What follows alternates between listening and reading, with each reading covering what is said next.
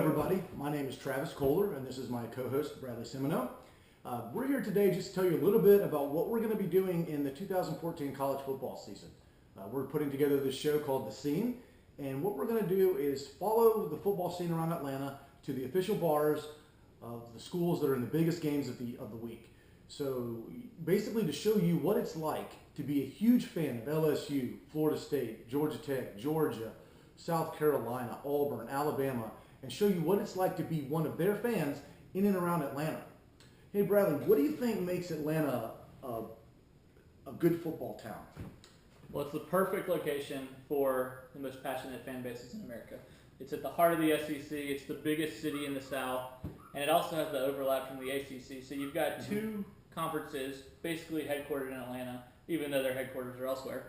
And what you've got is just a mix of all these different people that move to Atlanta, young professionals, whatever, and there's huge alumni bases from all these different schools in the Southeast and really all over the country.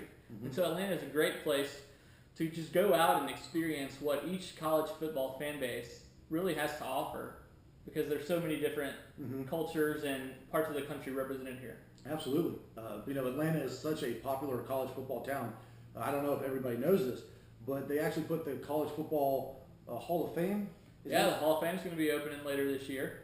And so that's a great coup. Got it from South Bend, Indiana. Apparently not too many people are going up there to visit anymore. And so, I think the fallout of Notre Dame's history has kind of, helped boom the SEC. Plus, it doesn't hurt to have 7 of the last 8 national champions down here. Oh, here we go. SEC, part of the SEC football country. Well, what makes this, a good little tag team here is, he's a diehard SEC guy. I'm a Florida State ACC guy, and I love SEC football. I mean, I look forward. I love SEC football too. I think it's great. So, we have that in common. We both, understand the quality of football played in the SEC, and we understand that Florida State has a good team every now and then. That's kind of what we got going on. Every now and then, yeah. we kind of fall off the map for about 10 years. We call it the lost decade. In case you weren't aware of that, we had we were just kind of not relevant. So it's nice to be back in the mix and be relevant. I'm going to enjoy every minute of it. Everyone asks me, Travis, are you guys going to repeat? Are you going to go undefeated? I'll be honest, I will never put money on a team to repeat. It's incredibly difficult.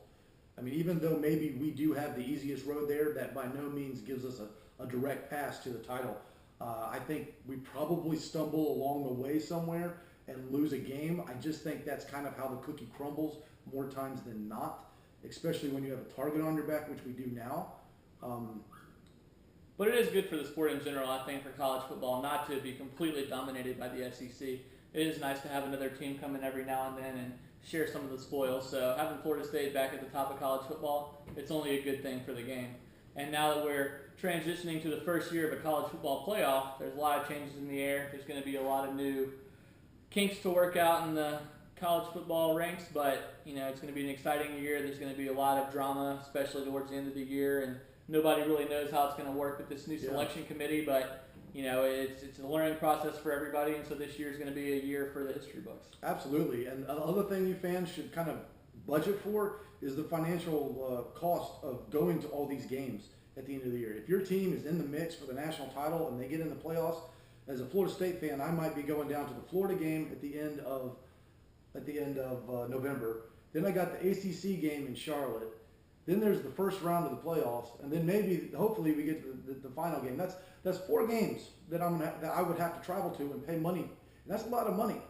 I mean, I'm sure. Especially between the semifinals and the finals, you have 1 week basically for your entire fan base to plan a trip somewhere across the country. So, let's say you're in the Rose Bowl in Pasadena I'm not going. in the semifinals, and then you win, hopefully. A week later, you've got to make plans to go to Dallas with only a week's time. How much are plane tickets a week before the event? Yeah. Pretty astronomical. It's not going to be very affordable for an average fan to get to. Yeah, so I think you got to kind of look at your schedule and kind of figure out which games you're going to definitely make the best attempt to go to.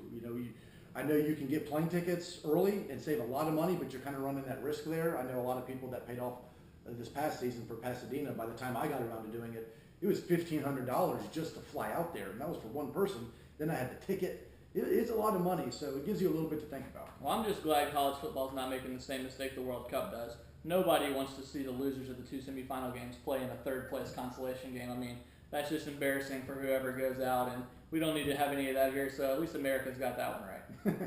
Well, absolutely. Well, everybody, thank you for watching the short little segment. We're going to be goofing off and having a lot of fun. We'll probably run into a lot of you guys, so if you see us out at a bar and we have a camera and we're goofing off, please come over and say hello. Well, maybe we'll buy you a beer, put you on camera, and you can see yourself on our YouTube channel. Yes, and we're going to be back here before the season starts, and we'll give our thoughts on the upcoming season. Mm-hmm. We'll kind of bat it around the SEC, ACC country, even give you some perspective of ours on what we expect to go on nationally, and we might even throw a few betting tips in there for some of you guys that might like to throw your money around. So don't blame us if you lose. we got to put up that gambling hotline number though. If we're going to start talking about that because I think it's illegal. I think they should pay for our tips. Yeah, they should. I know we should get some juice. Well, we're going to start keeping track, and if we get it wrong, we'll just erase that one and put up something else. But should be a good time, and we're going to be back here every week during the season to just fill you in on what it was like here in Atlanta and nationwide, and give you our thoughts. And should have a good show, entertaining for you, and looking forward to being here with you on the scene each week this college football season. Absolutely.